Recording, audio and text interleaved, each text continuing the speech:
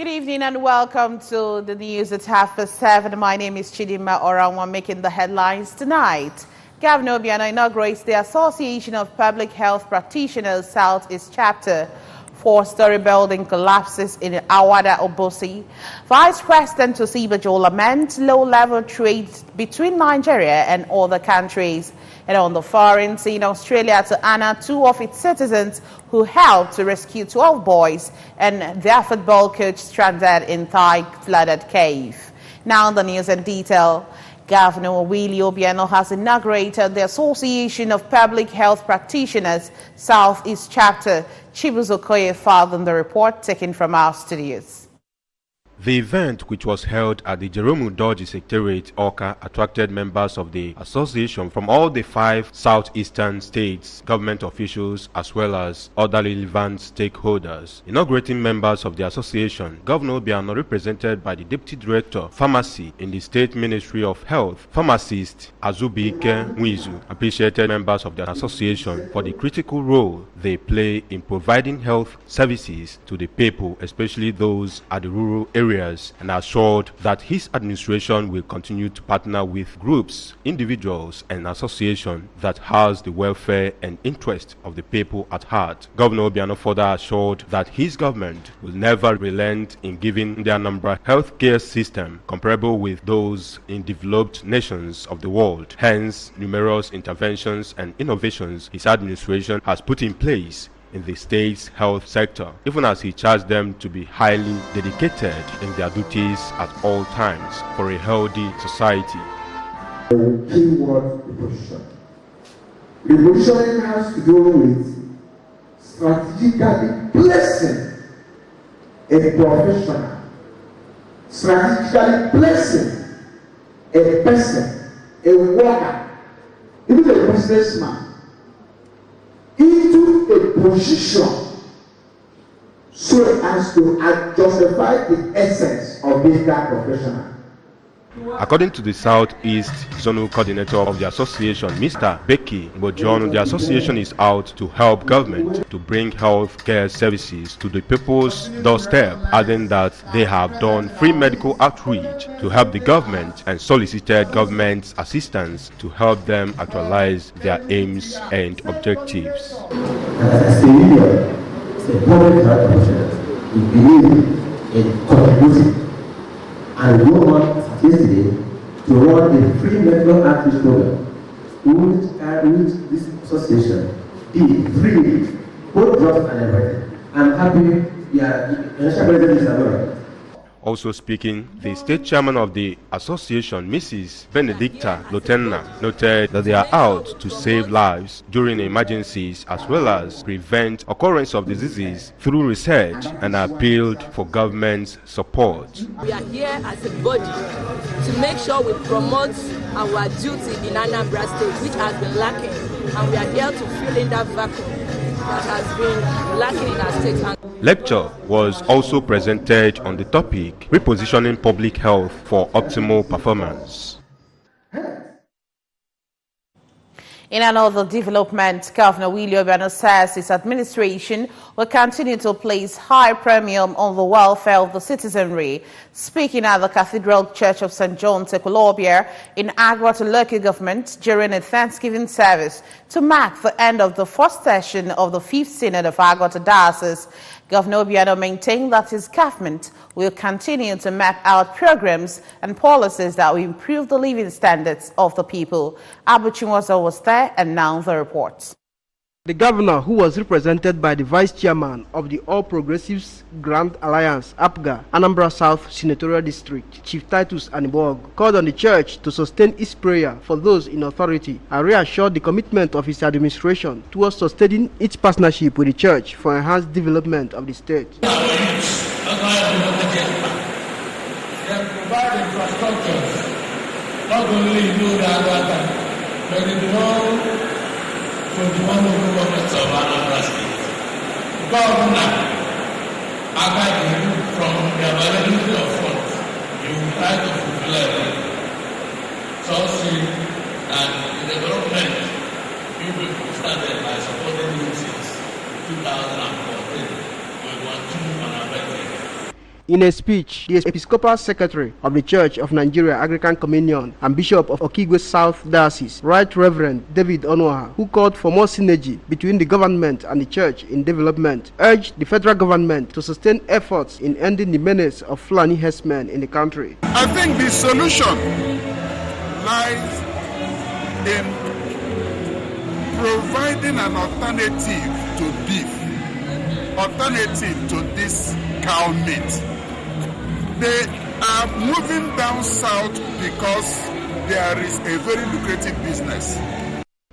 In a remark, the Anglican Bishop of Agwata Diocese, Right Reverend Samuel Ezofo, the President of the Synod, while charging Christians to take active part in the nation's electoral process, urged eligible voters to endeavor to obtain their permanent voter cards in order to exercise their franchise during the 2019 general elections, as well as subsequent ones. Bishop Ezofo used the forum to announce the abolition of wedding before traditional marriage in Agwata Diocese. Well, we need to restructure the country. There are no two ways about it. We have to restructure it. You can see that the constitution we have is not working. So what we need to do is to tear it, and then everybody will do his own way. Earlier in the sermon, the guest preacher, Venerable Israel Odeta of the Diocese of the Niger, who described conversation as necessary foundation for Christian life, called on Nigerians to get connected to God in order to reap His abundant blessings. The president of Agwata Assistant Women Ministry, Mrs. Chinyere Ezofo, read the second lesson of the Synod service. The Synod, which has its theme as Jesus Christ, the foundation and the chief cornerstone, attracted acting rector of the Federal Polytechnic, Oko, Dr. Izichukwu Onu, traditional rulers, knights and ladies auxiliary, captains of industry, among others. Wife of the Governor's Cafe initiative in partnership with a private vocational institute in Okra has trained about 350 people, mostly females, in various skill acquisition programs for self-empowerment and reliance. Correspondent Kenechi Kuchukpodi brings you details. The 6 weeks intensive program held at Paul University in Oka has been concluded with a charge on participants to maximize the opportunity given to them. Speaking during the closing ceremony of the 6 weeks program, wife of the Executive Governor, Chief Mrs. Ebelechukwu Obiano, represented by the Special Advisor to the Governor on Indigenous and Herbal Medicine, Dr. Onyeka Ibezim, called on participants to see it as a needed push to be self-reliant, assuring them that she will stop at nothing until they have fully taken off with the skills. I tell you that apart from sending you people into the world, Her Excellency also embarks on what we call mentorship. You know you are her children now. Are you not aware? Yes. So she's sending you into the world, which she will also do officially when she comes back. I don't want to preempt what she's going to do when she comes back.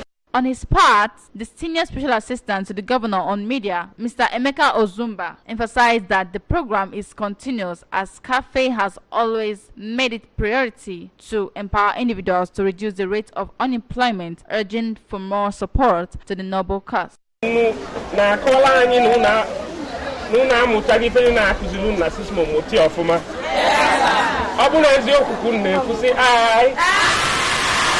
Good. Excellency Chief Mrs. Ebelechukwu Obiano, so DMA. NAFA, Caring Family Enhancement Initiative, Sonna Vocational Institute, a partner with training. So now I feel the only called the In their remarks, the director of the Vocational Institute, Mrs. Ngozi Ezomike, and the SA to the Governor on Women Affairs, Mrs. Chinelo Ezi, noted that the participants have shown great zeal in learning various skills and charged them to continuously improve on them so as not to relapse. Some of the participants who could not hide their joy and excitement prayed to God to continue to bless Chief Mrs. Ebelechukwu Obiano for her magnanimity. A four-story building under construction over the weekend collapsed at First Transformer Street, Owelaja, Awada, Obosi. The incident, which were said to have occurred at the early hours of Saturday, recorded no casualty. Staff reporter Odinaka Wallace visited the scene of the incident and filed in this report. On arrival at the scene, ABS observed that a heavy-duty machine was at hand to evacuate the debris, with indications revealing that relevant authorities had condoned the building. Passers-by were also seen in numbers lamenting on the ugly incident. Narrating the incident, the occupants of the nearby building, Little Miss Anambra, told ABS that the building, which was nearing completion, collapsed around 7 in the morning with a thunderous noise, leaving the area with dusty substances. So, and by Nazaba dust will wear the meaning. I ever possess somebody in a sales. So, this girl, when I say I put no natural, say I have now happen when you are according for so, Una Jazeka, or sorry, over an arrow, or there is a Bob and message. So, those I tell me, put you on our way. Attributing the huge loss to improper reinforcement and use of substandard materials, a passerby, Mr. Ben Ezekoka, lamented that the contractor and the owner of the building compromised quality, pointing out that the contractor did not adhere to specifications. He further explained that Owelaja has been a community with attendant erosion menace, pointing out that the topography of the soil is not suitable for such high-rising building. It's very soft. So side back was an aga no. I know a 2-story building. So you do with a labor more than 45 very well. Boy 2 or 4. Okay, make a consider. So I am here. Zokwabo ejige materials question ejige on. Contributing, another passerby, Mr. Joseph Wandebu, who highlighted on the need for the services of experts in construction work, stressed the need for land developers and contractors to evolve lasting measures in investing on such long-term ventures, while calling on relevant authorities to monitor, supervise, and test materials ahead of such projects. Erase the structure up. Because all those town planners in charge, this building of this nature. Inspect all the foundation first before you put I believe.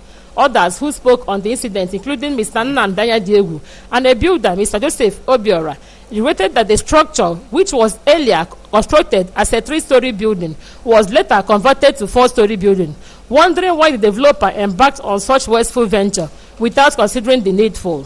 Another resident, Mrs. Helen Eze, while sympathizing with the owner on the huge loss, appreciated God that no life was lost.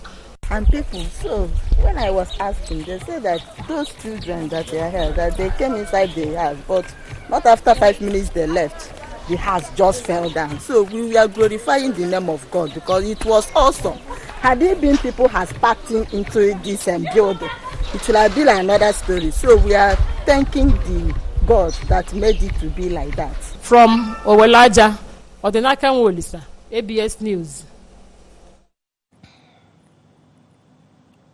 Builders and developers in the state have been admonished to adhere strictly to standards of architectural blueprint in the erection of structures. The General Manager, Anambra State Physical Planning Board, Mr. Victor Boko, gave the admonition during the ABS television phone-in program Good Morning, Anambra. Correspondent Daniel Ezekwe completes the story.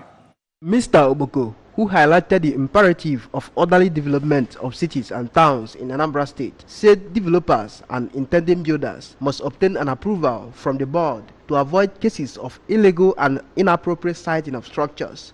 He said the board, which has offices in the 21 council areas of the state, maintains due process in licensing and approvals, noting that the pulling down of 3 filling stations that were erected in residential areas by the board was a clear note of warning to those who could be nursing similar plans. The ASPPB boss, who noted that the present administration is keen to protecting the lives and property of Anambra, called on the people to always reach out to the board's offices for complaints and reports. When you start building a filling station where you're not supposed to build it, if you come there, the law says we'll serve you a paper. The first thing is stop work. Okay. If you just go and stop the man without serving stop work, he will take you to court. Okay. Then the next thing they say you are taking the laws into your hand. So this issue of due process, the first thing we do, you serve stop work order, Suffolk order has 48 hours for the man to. And that's what I wanted to. That's right, for the man to come and tell you what I mean, you know. Then after that, you go and give the man removal notice. You have to have something that is sustainable, because if you keep building houses anyhow, you're not thinking about tomorrow. It cannot be sustainable. That is why we have area, when we do our own planning, we have some areas for sports, recreation, and the rest of them. So sustainable development is a development that ensures the needs of today without preventing future generations. Some callers on the program, Obiora from Obosi and Ejike Nwafo from Enugu, called for a more purpose-driven ideals by the board and emphasized attitudinal inadequacy and negligence among the people as the major cause of irregular election of structures in some parts of the state. What is the cost of your approval? Because there are diverse, your officers in the local government are collecting diverse money. Some will pay 400,000 to ask for that. Some will pay 48,000 or 200, some will pay 100. So that is the amount. Down all illegal structures, especially those that are on waterways and under high tension.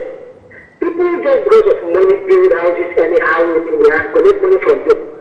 And another suggestion is that not only putting down these structures, you can also prosecute this to serve as a deterrent for other people. Because you cannot keep on the deterrent people's life. In Oka, Daniel Ezigwe, ABS News. As schools across the country rounds up the 2017-2018 academic section, preparing for holidays, students have been advised positively to utilize the period with their books as well as speak of good behavior to encourage their parents and guardians.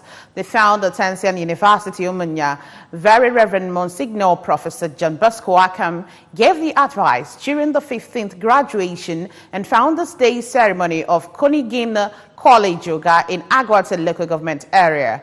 Chibuzo Bidike was there and now reports. According to Monsignor Akam, who is also a professor, education provides opportunity for students to compete and surpass each other, which requires critical thinking and planning to explore that residual in them. He noted that schools have offered them the best discipline, moral education, and religious obligations that, when properly executed while at home, may attract sponsors that will train them in any part of the world. You are my pride here. You have justified the confidence of the parents of these children in entrusting their work to us. You have clearly demonstrated that KFC is not just a school. KFC is a home away from home, a class of its own in the classification of good and virtuous school, where academic excellence, discipline and morality are a second nature. Earlier in a homily during a mass to usher in the ceremony, Reverend Father Paulinus Nwankwo said that all humans are students and should imbibe humility to learn, and all Christians to continue to preach and do the will of God to attract his immeasurable blessings. Good in sunshine, under rain, under sunshine, in trials, in sufferings, in every situation, we must be happy and give thanks to God. I think that's what will be our attitude today, both the graduates and all the Christians that have come here to worship the Lord. The outgoing senior prefect, Ifechukwu Praise, who spoke in a farewell address on behalf of other students, appreciated the teachers and school management for their mentorship and training and assured that they will be good ambassadors of the institution and Nigeria in general. Speaking to journalists shortly after the event, the Vice Chancellor, Tansian University, Professor Obioma Ihenulu, acknowledged that with the proper tuition received by students in various levels of school system, the country holds fruitful future for the school leavers, urging them to make hard work and truthfulness their watchword. Immediately, my advice is that education is a cornerstone for good living. Education is a cornerstone for whatever you want to become in life. So somebody should not discontinue his education because the economy is bad or because things are hard. Everybody should do whatever it takes to continue their education. The event came to a climax with the lighting of candles by nursery 3 pupils, presentation of gifts to the founder, teachers, as well as the graduates, while cultural and hip-hop dances added color to the ceremony. From Oga in Agwata local government area, Chibuzo Bidiki, ABS News. A motor accident involving a Mercedes 190 with registration number MUS 984BX yesterday occurred on the Enugu-Onitsha Expressway opposite Government House, Oka. The accident, which was said to have caused by brake failure, occurred around 3:13 p.m., but none of the 5 occupants of the vehicle were injured. Correspondent Emmanuel Konkwo was at the accident scene and now reports. When ABS arrived at the scene, the driver was not around as he had gone to look for a tow van to tow the vehicle out from the drainage. However, men of the Nigerian Security and Civil Defense Corps were at hand to help out the victims from the vehicle. Speaking to the ABS, an occupant of the vehicle, Sister Ruth Carlo, was sitting at the front seat when the accident happened, attributed the accident to brake failure, as according to her, she noticed when the driver was struggling with the brake but could not control it. She said they were heading to Abakaliki from a 3-day crusade held by the Lost Chosen Church at Benin, and thanked God that none of the 5 persons in the vehicle was injured. We are just descending from the bridge for the driver to apply brake because of the bumper and the brake was really tough. With the glory, we all came out safe. Another occupant of the vehicle, Brother Kenneth Ozume, described their safety as an act of God, as none could believe they came out unscratched. To anybody that is in the vehicle, we are about 5 inside the vehicle. When the motor is coming down from this government house gate, but I thank God all of us came out, nothing happened.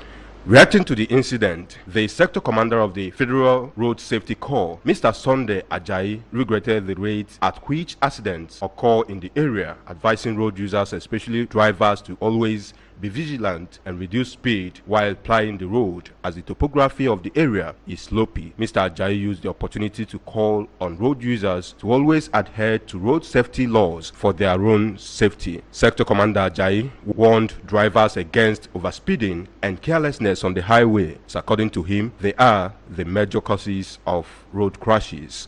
I pointed out that from Aroma down to Agwata is very, very dangerous by virtue of the topography, steep slope there. People must take extra caution to pass through that place safely.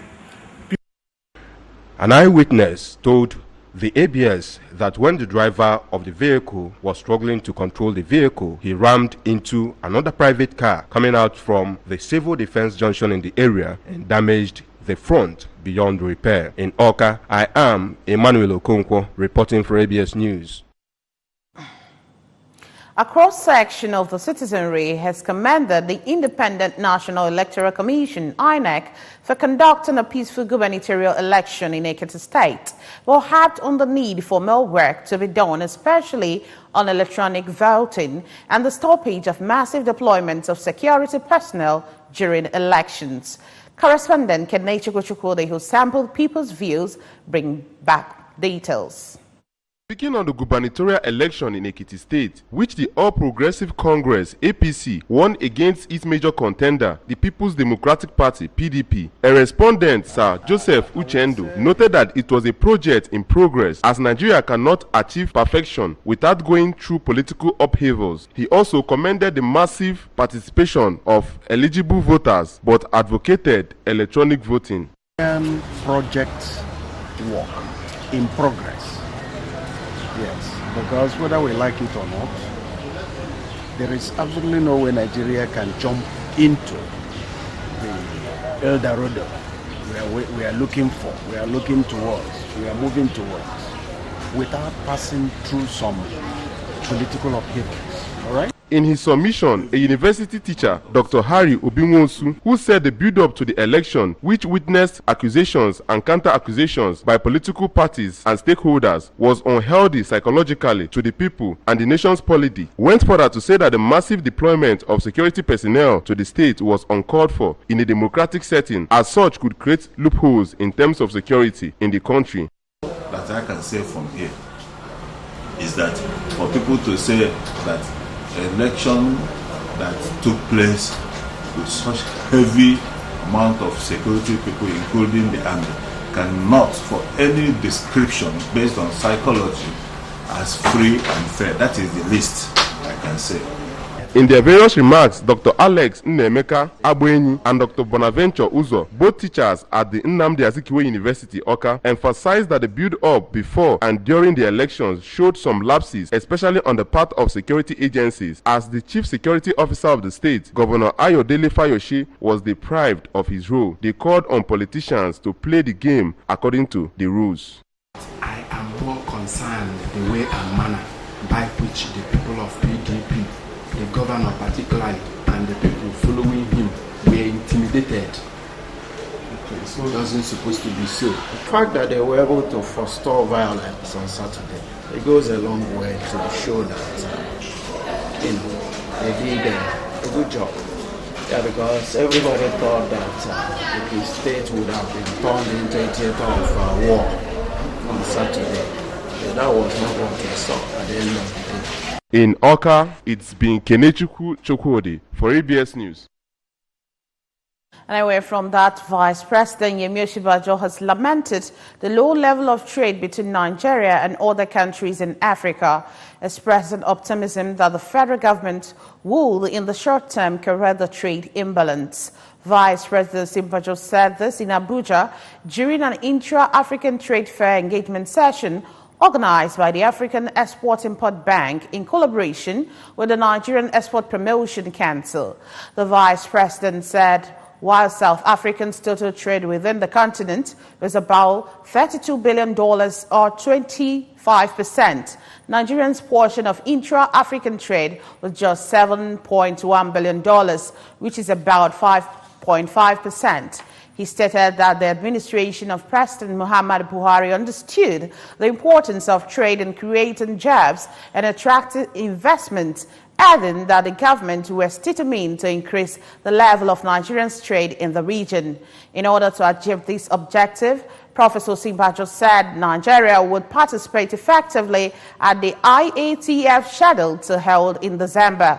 The fair, which will be hosted by Egypt, is expected to have 1,000 exhibitors and over 70,000 participants. And on the foreign scene, 2 Australian divers who helped to rescue 12 boys from a flooded cave in Thailand will receive civilian honours. Prime Minister Malcolm Turnbull confirmed the yet unspecified honours will be awarded to Richard Harris and Craig Challen. The men entered the Thiem Luang cave as part of the international rescue. Dr. Harris helped give medical assessments. Mr. Turnbull said it embodied every Australian value we hold dear. Dr. Harris was one of the last rescuers to emerge from the cave after 3 days of the mission to extract the White Bears football team and their coach last week. He and Dr. Challen, both experienced divers, helped moor the boys out of the cave. Mr. Turnbull told local radio that this is one of the most extraordinary acts of heroism, professionalism, discipline, and teamwork. Also gave praise to all involved. Thai authorities have paid tribute to Dr. Harris for his crucial medical role in the operation and also confirmed that Dr. Harris, Dr. Challen, and another Australian medical professional had been granted diplomatic immunity in the event that the mission went wrong. And just before we go, a quick reminder that you can follow news and programs from any parts of the world by logging onto our website, www.absradiotv.com. Like us at www.facebook.com/ABS Radio Television. Follow us on Twitter and Instagram at ABS Radio TV. And now the recap of our major stories. Governor Obiano inaugurates the Association of Public Health Practitioners Southeast Chapter. The governor appreciated them for their critical role in providing the health services to the people. 4-story building collapses in Awadobosi. No casualty was, however, recorded. Vice President Osimbajo laments low-level trade between Nigeria and other countries. Australia to honor 2 of its citizens who helped to rescue 12 boys and their football coach stranded in Thai flooded cave. Report said the coach has apologized to the boys' parents. And that's the size of our package tonight. Thank you so much for joining us. My name is Chidinma Oranwa. Do have a wonderful night rest.